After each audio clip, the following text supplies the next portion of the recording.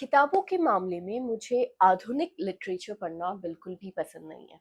उसकी 2 वजह है। एक तो जो मॉडर्न अवार्ड विनिंग नॉवेल्स मैंने पढ़े हैं वो मेरे बहुत समझ में नहीं आए हैं।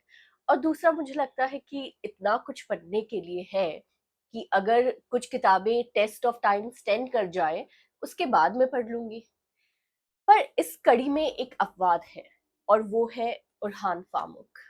उरहान फामुक की किताब पढ़ना ऐसा है जैसे एक लंबे वेकेशन पे जाना।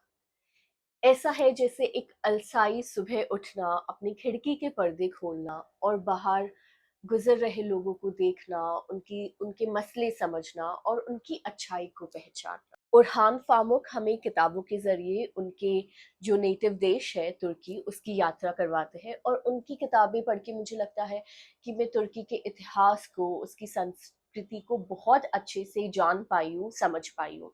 उनकी किताब a strangeness in my mind Istanbul में एक फेरी वाले की कहानी है जो एक लड़की से प्यार करता है, 3 साल तक उसे खत लिखता है और अंत में वो उसकी बहन के साथ भाग जाता है।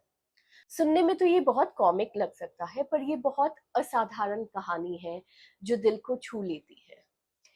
जब मैं किताब पढ़ रही थी शुरू में मुझे समझ नहीं आया कि इस किताब का नाम अ स्ट्रेंजनेस इन माय माइंड क्यों है। पर किताब के अंत तक जो एक स्ट्रेंजनेस फेरी वाले के मन में होती है, वो पढ़ते-पढ़ते पाठक के मन में भी आ जाती है। अगर आपने भी उरहान फामुक की किताबें पढ़ी है, तो मुझे बताएँ कि आपकी फ़ेवरेट किताब कौन-सी है?